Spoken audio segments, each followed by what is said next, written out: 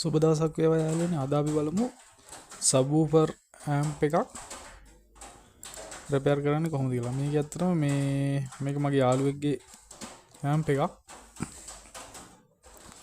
එයා රිපෙයාර් කරන්න ඇම්ප් එක ගැලවුවා කිව්වා. ඊට පස්සේ එයාට හදාගන්න, ඒ කියන්නේ මේක ආයෙ සෙම්බල් කරගන්න වෙලාවක් නැති නිසා මට බඩු ටික දුන්නා. ඒක මේ පැක් කරලා රිපෙයාර් කරලා දෙන්න කියලා. මේ මං ඔයාලට කියලා දෙන්නම් මේකේ මුලින් ඉඳන්ම ඉතා සරලව මේ කොහොමද මෙයා රිපෙයාර් කරගන්නේ කොහොමද කියලා. අපි බලමු. මේක ඇත්තටම පවර් ට්‍රාන්සිස්ටර් දෙකයි කෑලි ටික සේරම පිච්චිච්ච කෑලි සහ මේ ඒ කෑලිත් එක්කම තමයි මට දුන්නේ බඩු ටික. ඔයාලට මම පෙන්නන්නම් මේකේ දැනට සවුත් වෙලා, ඒ කියන්නේ ඩැමේජ් වෙලා තියෙන කෑලි සහ අලුතෙන් ගෙනාවු කෑලි. ඊට පස්සේ මෙයාගේ මේ ට්‍රාන්සිස්ටර් පැත්තේ ඒ ටික චෙක් කරගන්න හැටි ඒ සේරම මම කියලා දෙන්නම්. දිගටම එකතු වෙලා ඉන්න DS ඉලෙක්ට්‍රොනික් මගේ YouTube channel එකත් එක්ක. මුලින්ම බලමු යාළුවනේ මේකේ මේ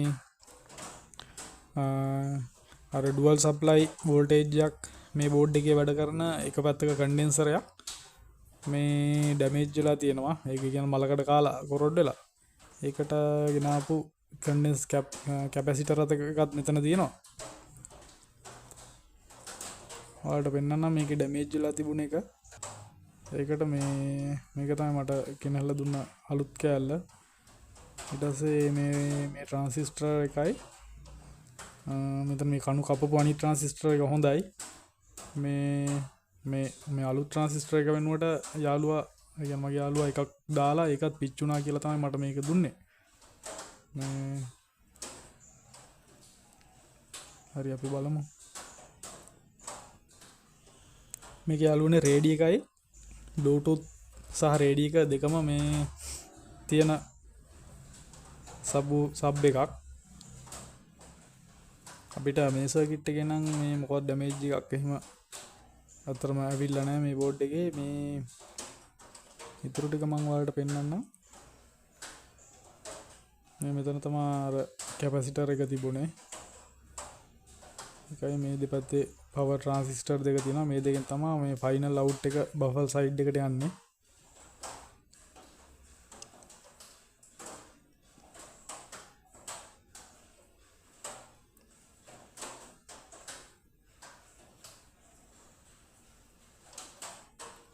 මේ හරි යාළුවනේ මේ පවර් ඇම්ප් සයිඩ් එකේ තව ට්‍රාන්සිස්ටර් එකක් ගිහිල්ලා තියෙනවා. ඒකත් මම අලුතෙන්ම දානවා.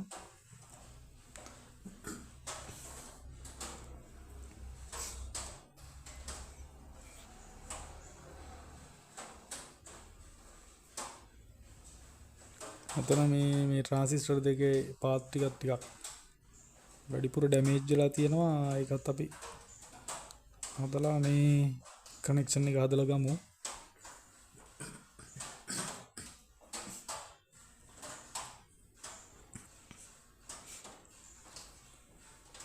මම වලට මේ ඇම්ප් එකේ සප්ලයි එන තැනින් ඉඳන්ම පොඩි හැඳින්වීමක් කරගෙන යන්න. එතකොට වඩාත් ලේසි අලුතින් රිපෙයාර් කරන අපේ යාළුවන්ටත් මේ ඉගෙන ගන්නත් එක්ක. මෙතන යාළුවනේ මේ ටර්මිනල් දෙකක් 12 වෝල්ට් වලට සම්බන්ධ වෙනවා. ග්‍රවුන්ඩ් එකට සම්බන්ධ වෙනවා.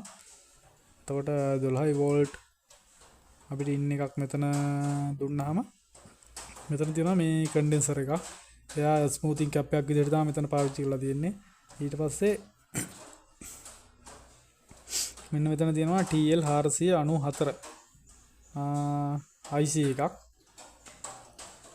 මෙයාගෙන් ඇත්තටම කරන්නේ මේ ඔය එන සප්ලයි එක මේ ඒ කියන්නේ ඇත්තටම මේකේ අර මයිනස් සහ ප්ලස් සප්ලයි දෙකක් විදිහට මෙයාව දෙකට කඩා ගන්න ඕනේ. 12 වෝල්ට් එක වැඩි කර ගන්න ඕනේ. ඒකට අදාළ සිග්නල් එක මේ IC එකෙන් තමයි දෙන්නේ. මේ මෙතන මේ පොඩි ට්‍රාන්සිස්ටර් දෙක හරහා මෙතන තියෙනවා IRF Z44යි. මේ තව ට්‍රාන්සිස්ටර් දෙකක්. ඒකෙන් මේ කොයිල් එක හරහා සප්ලයි දෙක කියන්නේ ප්ලස් ධන 36ක් සහ ඍණ 36ක් මේ නිපදවනවා. ඒ කියන්නේ අර IC එකෙන් මේ චොපර් ට්‍රාන්ස්ෆෝමර් එකට එන ස්විචින් සිග්නල් එකෙන් 12 වෝල්ට් එක 36යි ධන 36 වෝල්ට් සහ ඍණ 36 වෝල්ට් දෙකක් හදනවා. ඒ දෙක මෙන්න මෙතන මේ තියෙන රෙගියුලේටර් නෙමෙයි රෙක්ටිෆයර් දෙකක් තමයි මෙතන තියෙන්නේ. ධන සහ ඍණ වෙනුවට මේ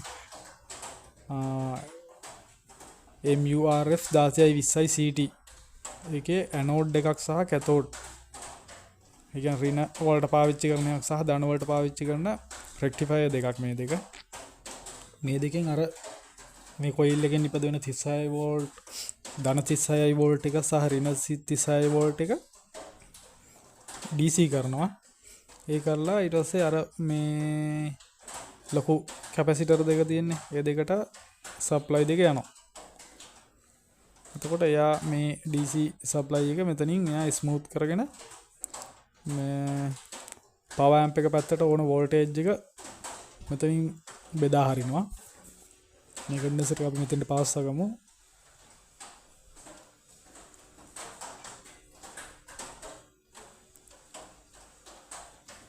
ඊට පස්සේ මෙන්න මේ හරිය යාළුවනේ මේ කියන ප්‍රී ඇම්ප් එක. මෙතන තමයි පවර් ඇම්ප් එක ෆයිනල් අය කියන අවසාන අවුට්පුට් දෙක තියෙන්නේ. මෙතන මේ බේස් වලට මේ සහ වොලියුම් එක සද්ද අඩු වැඩි කරන්නයි කන්ට්‍රෝල් දෙකක් තියෙනවා.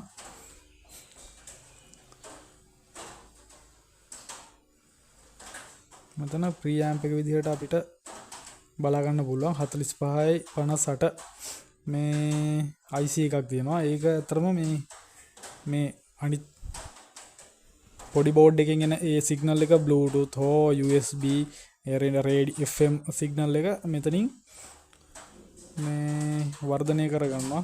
ප්‍රී ඇම්ප් එක කියන්නේ බේස් පැත්ත සහ වොලියුම් අඩු අප් ඩවුන් එක වොලියුම් අඩු වැඩි කරන ඒ සිග්නල් ටිකයි මේ ටික මෙතනින් ඒ කියන්නේ ප්‍රී ඇම්ප් එක සයිඩ් එක තමයි මේ ටික. ඊට පස්සේ මෙතනින් එහාට අතරම පවර් ඇම්ප් එක විදිහට තමයි යන්නේ. මෙතන තියෙනවා ට්‍රාන්සිස්ටර් ඒ කියන්නේ ඍණ අතරම මේ පවර් ට්‍රාන්සිස්ටර් දෙකට අදාළ වෙනම මේ ලයින් දෙකක් විදිහට ට්‍රාන්සිස්ටර් කීපයක් සහ ෆියුසබල් රෙසිස්ටර් දෙකක් තියෙනවා. ඒ අදාළ ඒ කැලි ටික තියෙනවා. සෙනර් ඩයෝඩ් ටිකක් එහෙම තියෙනවා. අපිට මෙතන තියෙන මේ සෙනර් ඩයෝඩ් 4යි ඊට පස්සේ තව මැද හරියට වෙන්න තව සෙනර් ඩයෝඩ් එකක් තියෙනවා. ඒ ටික සේරම මේ චෙක් කරගන්න පුළුවන් ඩයෝඩ් රේන්ජ් එක දාලා මල්ටිමීටරෙන්.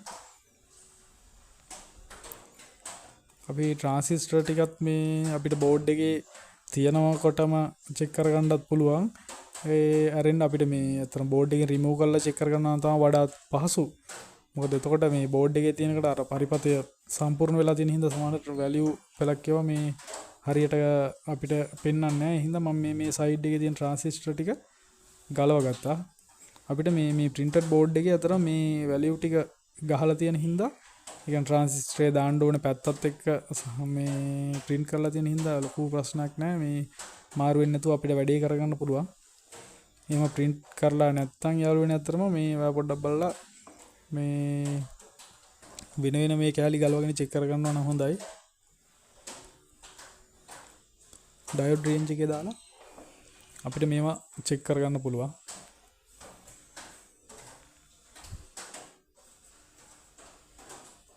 මෙතන යාළුවා තියෙන මේ ට්‍රාන්සිස්ටර් ගොඩක් ඒවා තියෙන්නේ 5551 සහ මේ 54.1 ටයිප් එකේ ට්‍රාන්සිස්ටර්. අපි බලමු මේක.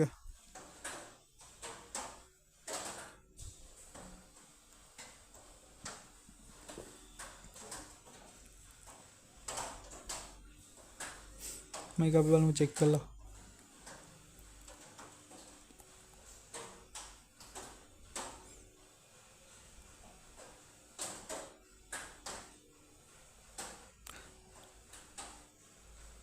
මෙතන යාළුවනේ PNP සහ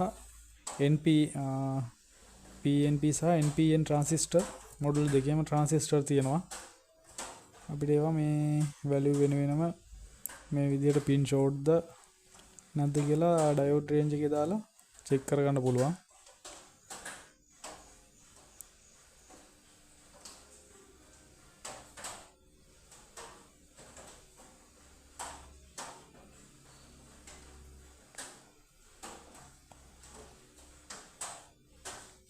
මම මේ පැත්තේ ට්‍රාන්සිස්ටර් ටික මේ විදිහට හයි සම්බන්ධ කරගත්තා. ඒක ප්‍රශ්නයක් නෑ. මේ ඩැමේජ් වෙලා තිබුණ කැලි මට ආයේ හම්බුන්නේ නෑ.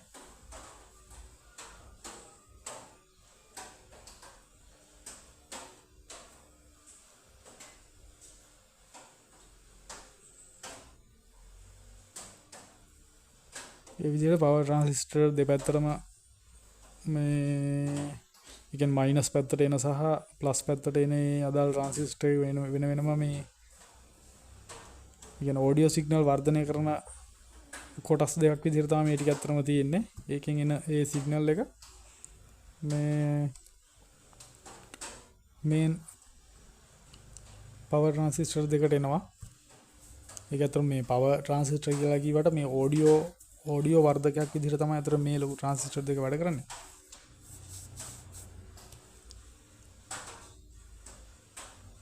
මේකත් අපිට මේ විදිහට චෙක් කරගන්න පුළුවන්.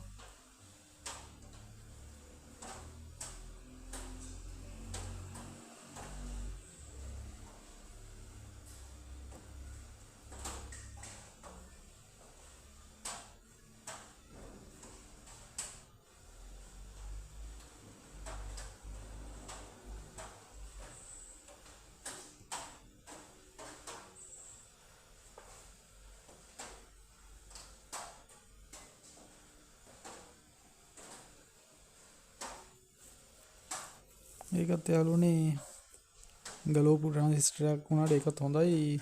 අපි මේ දෙක දැන් මේ බෝඩ් එකට පාස්සගෙන අපි යාළුවනේ මේ මොකක් හරි බුරුසක් හරි පින්සලක් හරි අරගෙන හොඳට අපි මේ සෝල්ඩරින් කරපු පින් මේ බ්‍රෂ් කරගන්න ඕනේ. අර ඊයම් බෝල يعني පොඩි කුඩා බෝල මේ අපි සෝල්ඩරින් කරනකොට මේ අර විසි වෙනවා. ඒවා නැත්තම් තැන් වල ඇලිලා තිබුණොත් පින් ෂෝට් වෙන්න පුළුවන්. ඒ හින්දා හොඳට PCB එක සුද්ධ කරගෙන මේ මම දැන් පවර් ට්‍රාන්සිස්ටර් දෙකත් හයි කරගත්තා.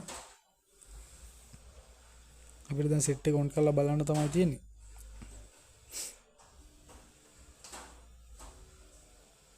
අපි බොහොම පරිස්සමට මේ චෙක් කරගන්න ඕනේ මේ සවුන්ඩ් අවුට් වයර් එක. අතර මේ චැසි ඒ කියන්නේ මේ හීට් සින්ක් එකේ ගෑවෙන්න එහෙම මේ පාවිච්චි කරන්න හොඳ නෑ. මේ ටක් ගාලා පිච්චෙනවා මේ ඇම්ප් මේ හරිම පරිස්සමට තමයි මේ අපි චෙක් කරගන්න ඕනේ. හරි මම පවර් ඔන් කරා. මේ ස්පීකර් අවුට් ලයින් එක. හරි යාළුවනේ දැන් සබ් එක ඔන් වෙනවා. කලින් යාළුවට මේ කිව්වේ දැන් යා පවර් මේ ට්‍රාන්සිස්ටර් දෙක දැම්මාම එකක් අධික රත් වීමක් වෙලා පිච්චෙනවා කියලා තමයි කිව්වේ. අපිට මේ විදිහට අර නිවැරදිව ට්‍රාන්සිස්ටර් පිළිවෙතම සෙන ඩයෝඩ් සහ ඒ ටික චෙක් කරන්න ගියපුවම වැඩේ මේ විදිහට කොට දා ගන්න පුළුවන්. ගොඩක් ස්තුතියි YouTube channel එකත් එක්ක එකතු වෙලා හිටියට. සුබ දවසක්.